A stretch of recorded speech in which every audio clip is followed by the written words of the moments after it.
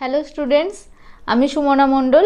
Gate গ্র্যাজুয়েটের নতুন একটি ভিডিওতে তোমাদের সকলকে জানাই স্বাগত।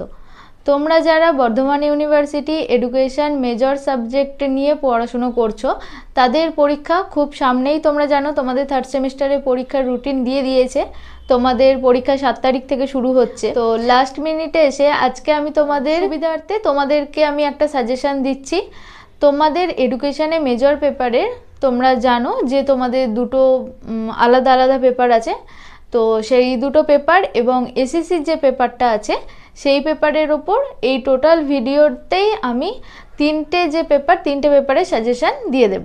এবার আরও একটা জিনিস, সেটা হচ্ছে তোমাদের যেটা প্রয়োজন বা তোমাদের যে জিনিসটা লাগবে, যে টপিকের সাজেশান তোমাদের লাগবে, যে পেপারের সাজেশান তোমাদের লাগবে, সেটা তোমরা এই ভিডিও ডেসক্রিপশানে যাবে, সেখানে টাইম ওয়াইজ দেওয়া আছে, তোমরা সেটা চেক করে নিতে পারো। তাহলে এবার আমরা সরাসরি চলে আসি আমাদের সাজেশানের দিকে। তোমাদের থার্ড সেমিস্টারে এডুকেশন মেজরে দুটো পেপারই আছে, এডুকেশনাল ফিলোসফি এবং এডুকেশনাল সাইকোলজি। এডুকেশনাল ফিলোসফিতে তোমাদের যেটা 2 নম্বরে কোয়েশ্চেন থাকবে, 2 নম্বরে কোয়েশ্চেন হচ্ছে 10টা। সেখানে শর্ট কোয়েশ্চেনের মধ্যে আমি তোমাদের কিছুটা সাজেশান দেবো। যেহেতু তোমাদের সিলেবাসটা অনেক বড়, এখানে শর্ট কোয়েশ্চেন অনেক আসতে পারে এবং সেটা তোমাদের ব্রড কোয়েশ্চেন থেকেও অনেকগুলো আসতে পারে, কিন্তু যেগুলো ইম্পর্টেন্ট সেই তার উপরে আমি শর্ট কোয়েশ্চেন দেব।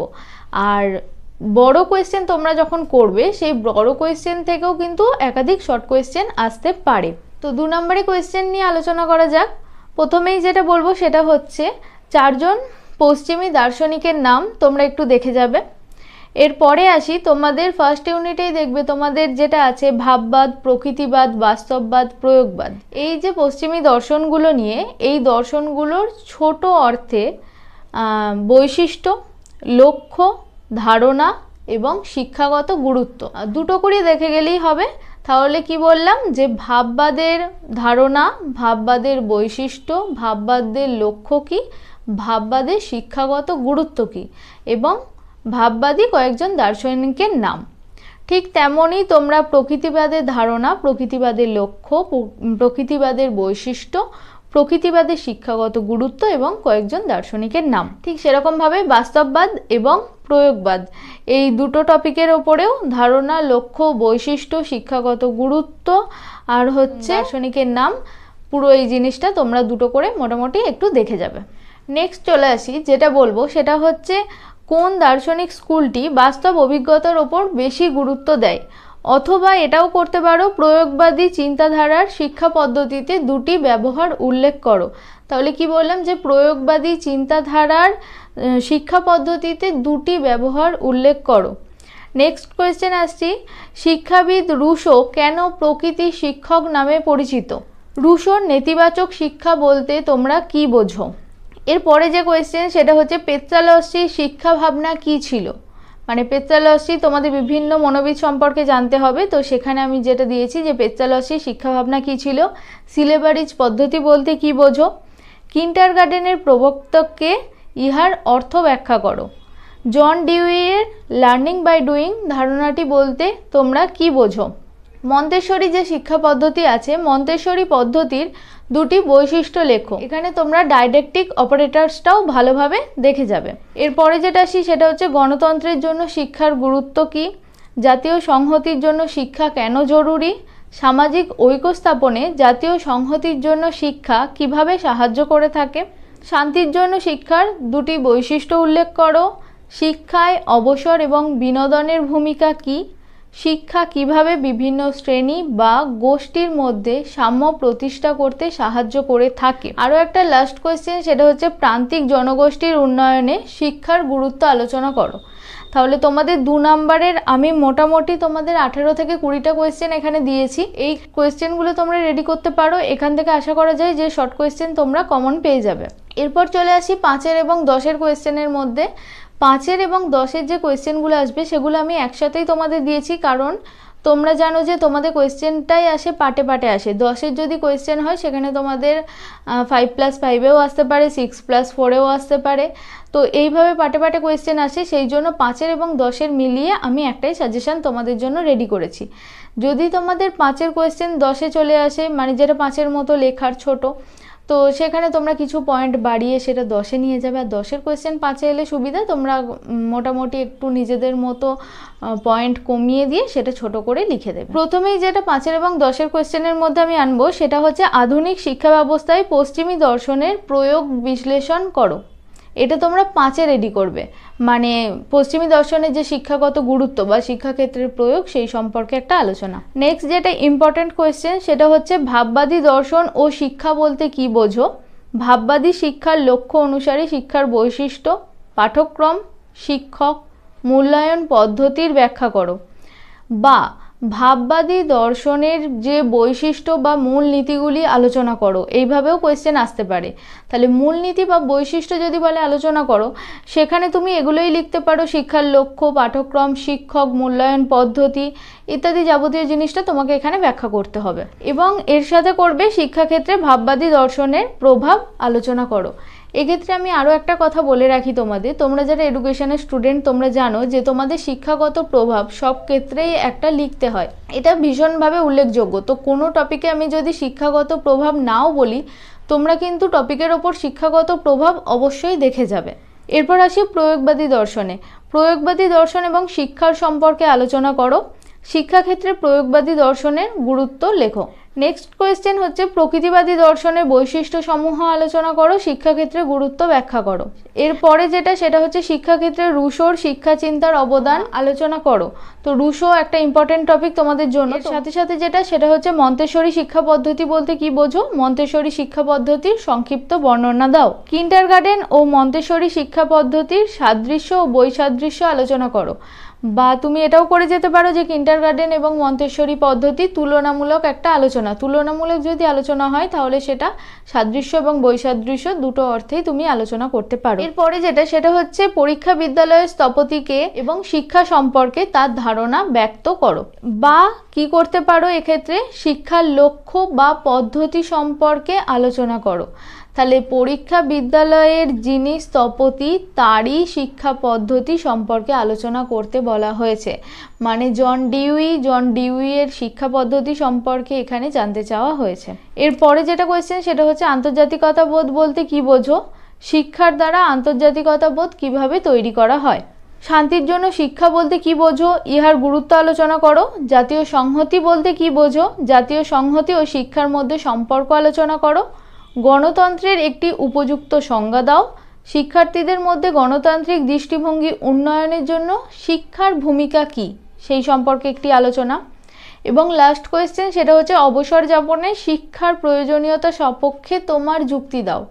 অবসর যাপনে যে শিক্ষা আছে সেই শিক্ষার কেন প্রয়োজনীয়তা আছে সেই সম্পর্কে যুক্তি চাওয়া হয়েছে। তো তোমাদের যেটা 5 নম্বরের কোয়েশ্চেন সেখান থেকে তোমাদের 4টে লিখতে হবে তোমরা জানোই, এবং 10 নম্বরে 2টি লিখতে হবে। এখানে তোমাদের 13টা কোয়েশ্চেন দেওয়া আছে। এই কোয়েশ্চেনগুলোর মধ্যে থেকে তোমরা 5 নম্বরে 4টে এবং 10 নম্বরে 2টো সেটা পাটে পাটেও আসতে পারে। তো এই কোয়েশ্চেনগুলো ভালো করে করলে তোমরা আশা করি কমন পেয়ে যাবে। এবার যেটা বলবো সেটা হচ্ছে তোমাদের কাছে যদি পর্যাপ্ত পরিমাণে নোটস না থাকে, তোমরা যদি চাও তাহলে তোমরা এই কোয়েশ্চেনের নোটসগুলো আমাদের থেকে পারচেস করতে পারো।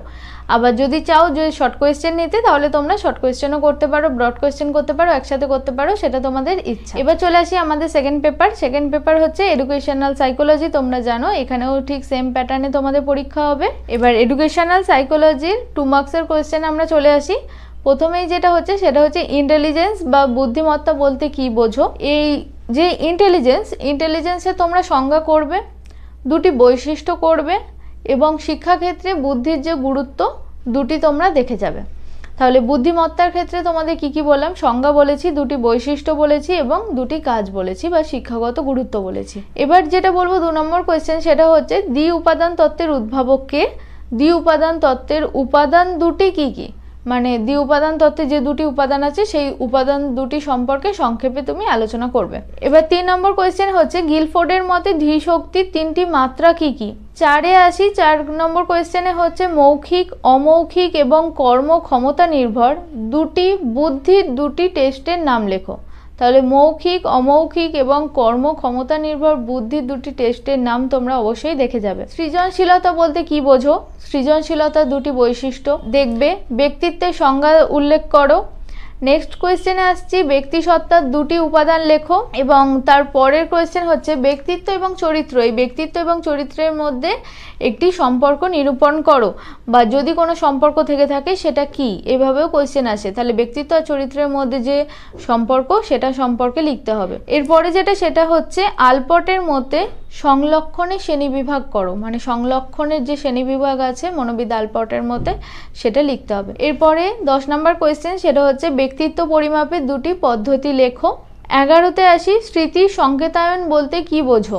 নেক্সট কোয়েশ্চেন সেটা হচ্ছে sensory memory, short term memory এবং লং টার্ম মেমোরি বলতে কি বোঝো, এর একটি করে বৈশিষ্ট্য দেখে যাবে। এরপরে কোয়েশ্চেনে আসি সেটা হচ্ছে ভুলে যাওয়ার দুটি কারণ ব্যাখ্যা করো, মানে হচ্ছে বিস্মৃতির দুটি কারণ ব্যাখ্যা করো। তারপরে কোয়েশ্চেনে আসি অতিশিখন কি, মানে অতিশিখন বলতে কি বোঝো এবং অনুশীলন কিভাবে ভালো শিখনে সাহায্য করে থাকে।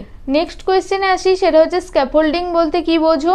পরে কোয়েশ্চেনে জোন অফ প্রক্সিমাল ডেভেলপমেন্ট বলতে কি বোঝো, যেটা আমরা বলি ZPD, zone of proximal development. 17 number question হচ্ছে বুনারের ডিসকভারি লার্নিং এর ব্যাখ্যা দাও।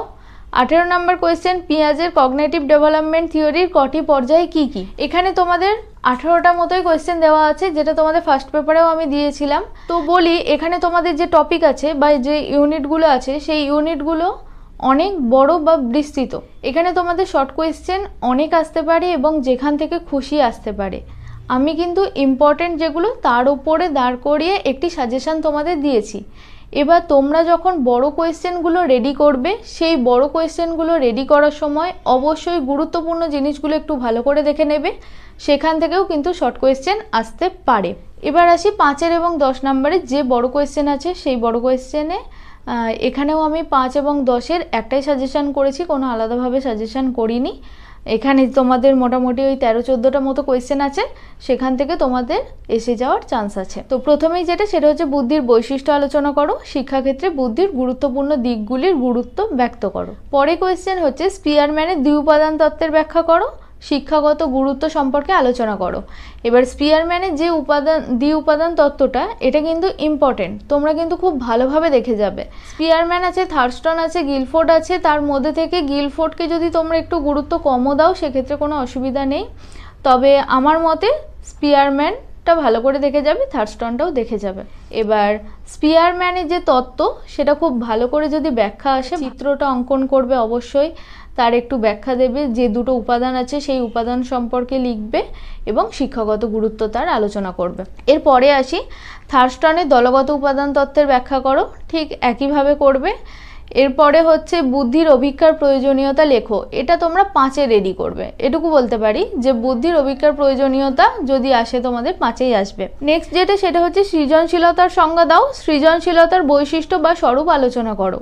সৃজনশীল ব্যক্তিকে চিহ্নিত করার উপায় আলোচনা করো। এই যে সৃজনশীল ব্যক্তিকে চিহ্নিত করার উপায় আলোচনা করো, এটা আমি তোমাদের ব্রড কোয়েশ্চেনে দিয়েছি। যদি কোনো কারণে শর্টে আসে সৃজনশীল ব্যক্তিকে চিহ্নিত করার দুটি উপায় আলোচনা করো, তাহলে কি লিখতে পারবে না? অবশ্যই পারবে। তো সেই হিসাবেই আমি তোমাদের বারবার বলছি যে ব্রড কোয়েশ্চেন পড়ার সময় তোমরা ইম্পর্টেন্ট জিনিস একটু ভালো করে দেখে নেবে, কারণ সেখান থেকেও কিন্তু শর্ট কোয়েশ্চেনে চলে আসতে পারে, যেহেতু তোমাদের সিলেবাসটা অনেকটা বিস্তৃত। তারপরে কোয়েশ্চেনে আসি যে ব্যক্তিত্ব গঠনে ফ্রয়েডের মনোবিশ্লেষণ তত্ত্বটা ব্যাখ্যা করো। ব্যক্তিত্বের বৈশিষ্ট্য আলোচনা করো। ব্যক্তিত্ব গঠনে প্রকৃতি মানে হচ্ছে আমাদের যে বংশগতি জিনগত যে প্রভাব সেটা এবং পরিবেশের যে ভূমিকা আছে সেই ভূমিকাটা আলোচনা করো। তাহলে ব্যক্তিত্ব গঠনে প্রকৃতি এবং পরিবেশের ভূমিকা আলোচনা করো, ব্যক্তিত্বের বৈশিষ্ট্য আলোচনা করো। নেক্সট যেটা সেটা হচ্ছে স্মৃতির সংজ্ঞা দাও। স্মৃতির সাথে যুক্ত প্রক্রিয়াগুলো উল্লেখ করো। স্মৃতি নিয়ে আমাদের একটা ভিডিও অলরেডি তোমাদের আপলোড করা আছে, তোমরা জানো বা দেখেছো। পরে তোমাদের এখন পরীক্ষার সামনাসামনি তোমরা চলে এসেছো, এখন যদি তোমরা ভিডিও নাও দেখতে পারো, তোমরা খুব ভালোভাবে স্মৃতিটা রেডি করবে। স্মৃতির যে প্রক্রিয়াটা সেই প্রক্রিয়াগুলো অবশ্যই তোমরা দেখে নেবে। এরপরে যেটা আসি সেটা হচ্ছে মনোযোগের ব্যক্তিগত এবং বস্তুগত নির্ধারকগুলি লেখো। তোমরা জানো যে মনোযোগের বস্তুগত এবং ব্যক্তিগত দুপ্রকার নির্ধারক আছে, এই নির্ধারকগুলো সম্পর্কে দেখে যাবে। শিক্ষাক্ষেত্রে মনোযোগের গুরুত্ব অবশ্যই দেখে যাবে। এরপরে নেক্সট কোয়েশ্চেন হচ্ছে বিস্মৃতির কারণ উল্লেখ করো। এটা তোমাদের 5-এও আসতে পারে, আর যদি 10-এর সঙ্গে কোনোভাবে আসে তাহলে 4-এ আসতে পারে। নেক্সট কোয়েশ্চেন সেটা হচ্ছে পেঁয়াজের নৈতিক বিকাশের তত্ত্বটি আলোচনা করো। পেঁয়াজের নৈতিক বিকাশের তত্ত্ব এবং জ্ঞানমূলক তত্ত্ব দুটোই একটু ভালো করে দেখে যেও। এরপরে হচ্ছে ভাইগটস্কি সমাজ নির্মিতিবাদ তত্ত্বের ব্যাখ্যা করো। তাহলে এই কটা কোয়েশ্চেন আমি তোমাদের দিয়েছি, সেটা হচ্ছে 5 থেকে 10 মার্কসের কোয়েশ্চেনের মধ্যে। এবার তোমরা যারা চাও যে এই নোটসগুলো তোমাদের কাছে নেই, তোমরা পারচেস করতে চাও, এই মুহূর্তে এসে তোমরা করে নিতে পারো। যদি মনে হয় শর্ট কোয়েশ্চেন করবে সেটাও তোমরা করতে পারো। আর তোমরা যদি এই সাজেশানের পিডিএফটা পেতে চাও তাতেও তোমরা হোয়াটসঅ্যাপ করতে পারো, সেখানে তোমরা পিডিএফটা, সাজেশানের যে পিডিএফটা, সেই পিডিএফটা তোমরা পেয়ে যাবে। এবার চলে আসি থার্ড সেমিস্টারে তোমাদের মেজরের পাশাপাশি যাদের এসএসসি পেপার আছে সেই এসএসসি পেপারের সাজেশান নিয়ে। পেপারের যে নাম আছে সেটা হচ্ছে ডিস্টেন্স এডুকেশন। ডিস্টেন্স এডুকেশন থেকে তোমাদের 2 নম্বরে কোয়েশ্চেন আসবে, সেটা হচ্ছে 5টা। আর 2 নম্বরে আমি শর্ট কোয়েশ্চেনের যে সাজেশান রেখেছি সেটা হচ্ছে 10টা। প্রথমেই যেটা আছে সেটা হচ্ছে দূরগত শিক্ষার সংজ্ঞা দাও, মানে ডিস্টেন্স এডুকেশনের যে সংজ্ঞা, সেই দূরগত শিক্ষার একটা সংজ্ঞা দাও। দূরগত শিক্ষার প্রয়োজনীয়তা বৃদ্ধির 2টি কারণ লেখো, মানে দিন দিন যে দূরগত শিক্ষা বৃদ্ধি পাচ্ছে, কেন বৃদ্ধি পাচ্ছে তার 2টি কারণ লেখো। উপকরণ কি? নেক্সট কোয়েশ্চেন হচ্ছে দূরগত শিক্ষায় ইলেকট্রনিক মিডিয়ার ভূমিকা কি? দূরগত শিক্ষায় যে ইলেকট্রনিক মিডিয়া আছে সেই ইলেকট্রনিক মিডিয়াকে ব্যবহার করে যে দূরগত শিক্ষা বৃদ্ধি পাচ্ছে তার যে ভূমিকা, সেই ভূমিকা সম্পর্কে লিখতে হবে। এরপরে আসি দূরগত শিক্ষায় ব্যবহৃত 2টি ই-লার্নিং প্ল্যাটফর্ম ও 2টি বৃত্তিমূলক কোর্সের নাম লেখো। নেক্সট কোয়েশ্চেন হচ্ছে আইসিটির 2টি উপযোগিতা লেখো। পরে কোয়েশ্চেন স্ব-সহায়ক পরিষেবা বলতে কি বোঝো? দূরশিক্ষায় স্ব-সহায়ক পরিষেবার একটি উদাহরণ দাও। এরপরে 8 নম্বরে আছে কোয়ালিটি অ্যাসুরেন্স বলতে কি বোঝো? তারপরে যেটা আছে সেটা হচ্ছে দূরশিক্ষায় গুণগত মান রক্ষার 2টি পদ্ধতি লেখো। আর হচ্ছে লাস্ট কোয়েশ্চেন ইগনুর পুরো নাম কি? ইগনু কবে প্রতিষ্ঠিত হয়? তাহলে এই শর্ট কোয়েশ্চেনগুলো তোমরা ভালোভাবে দেখে যেও। এরপর আসি 5 থেকে 10 মার্কসের যে কোয়েশ্চেন আছে সেই কোয়েশ্চেনে তোমাদের 5 মার্কসের যেটা লিখতে হবে, 5 মার্কসের 2টো কোয়েশ্চেন লিখতে হবে, 10 মার্কসের 2টো কোয়েশ্চেন লিখতে হবে। তো এখানেও আমি মোটামুটি 8টা মতো কোয়েশ্চেন তোমাদের দিয়েছি। প্রথমেই যেটা আছে সেটা হচ্ছে দূরগত শিক্ষার ধারণা এবং বৈশিষ্ট্য আলোচনা করো। বর্তমান সমাজে দূরশিক্ষার গুরুত্ব আলোচনা করো। এরপরে যেটা সেটা হচ্ছে দূরশিক্ষার জন্য স্ব-শেখার উপকরণের বৈশিষ্ট্য এবং প্রস্তুতির ধাপ সম্পর্কে ব্যাখ্যা করো। তাহলে আমাদের যে স্ব-শিখন বা উপকরণ যে রয়েছে, স্ব-শেখার উপকরণ, স্ব-শিখনের উপকরণ, এই উপকরণটা প্রস্তুতির জন্য যে ধাপগুলো আমাদের অবলম্বন করতে হয় সেই ধাপ সম্পর্কে ব্যাখ্যা এবং এই উপকরণের বৈশিষ্ট্য সম্পর্কে তোমরা একটু দেখে যাবে। এরপরে যেটা আছে সেটা হচ্ছে আইসিটির ভূমিকা, আইসিটির ব্যবহার এবং দূরশিক্ষার বিকাশে কিভাবে আইসিটি আমাদের প্রতিনিয়ত সাহায্য করছে সেই সম্পর্কে একটি নোট তোমরা অবশ্যই দেখে যাবে। এরপরে যেটা 5 নম্বর কোয়েশ্চেন সেটা হচ্ছে দূরশিক্ষায় স্ব-সহায়ক পরিষেবার গুরুত্ব আলোচনা করো। 6 নম্বর কোয়েশ্চেন হচ্ছে বৃত্তিমূলক এবং কারিগরি প্রশিক্ষণের ক্ষেত্রে দূরশিক্ষার ভূমিকা আলোচনা করো। 7 নম্বর কোয়েশ্চেন হচ্ছে দূরশিক্ষায় গুণমান নিশ্চয়তার প্রয়োজনীয়তা লেখো। এবং লাস্ট কোয়েশ্চেন দূরশিক্ষায় ডিস্টেন্স এডুকেশন কাউন্সিলিংয়ের ভূমিকা আলোচনা করো। আর হচ্ছে ইগনুর যে কার্যাবলী সেই কার্যাবলী সম্পর্কে ব্যাখ্যা দাও। তাহলে তোমাদের এখানে মোটামুটি 8টা কোয়েশ্চেন আছে বড় কোয়েশ্চেনের মধ্যে এবং 2 নম্বরের কোয়েশ্চেনের মধ্যে 10টা কোয়েশ্চেন আছে। খুব সংক্ষিপ্ত একটি সাজেশন তোমাদের জন্য করে দেওয়া আছে। তো তোমরা খুব ভালো করে প্রিপারেশন নিতে শুরু করো এবং তার সাথে এই সাজেশনের যে টপিকগুলো নিয়ে আমি আলোচনা করলাম এই টপিকগুলো অবশ্যই তোমরা দেখে যাবে, এগুলো কিন্তু বাদ দিও না। আর এর পাশাপাশি সিলেবাসে যা আছে তোমাদের ইচ্ছা মতো সেগুলো তো তোমরা অবশ্যই পড়ে যাবে। আর তোমরা যারা এই 3টে পেপারের সাজেশনের এই যে পিডিএফ তোমরা নিতে চাও তারা অবশ্যই তো কন্ট্যাক্ট করতে পারো। এর সাথে সাথে তোমাদের কাছে বলেইছি যে যাদের কাছে মনে হবে যে পর্যাপ্ত পরিমাণে নোটস নেই, তোমরা নিতে চাও, তো তার জন্য আমাদের সঙ্গে কন্ট্যাক্ট করতে পারো। এখানে তোমরা আলাদাভাবে শর্ট কোয়েশ্চেনেরও নিতে পারো, ব্রড কোয়েশ্চেনেরও নিতে পারো, তোমরা একটা পেপারও নিতে পারো। তোমাদের যেটা সুবিধা, তোমাদের যেটা মনে হবে তোমাদের প্রয়োজন, তোমাদের প্রয়োজনের সাপেক্ষে তোমরা আমাদের সঙ্গে যোগাযোগ করতে পারো। এটাই হচ্ছে তোমাদের 3rd সেমের লাস্ট ভিডিও। তোমাদের সঙ্গে দেখা হবে 4th সেমে নতুনভাবে নতুন ভিডিওতে। এবং এর পাশাপাশি সকলকে অল দ্য বেস্ট। খুব ভালো করে তোমরা পরীক্ষা দিও এবং নিজেদের প্রস্তুতি খুব ভালো করে নিও। Thank you.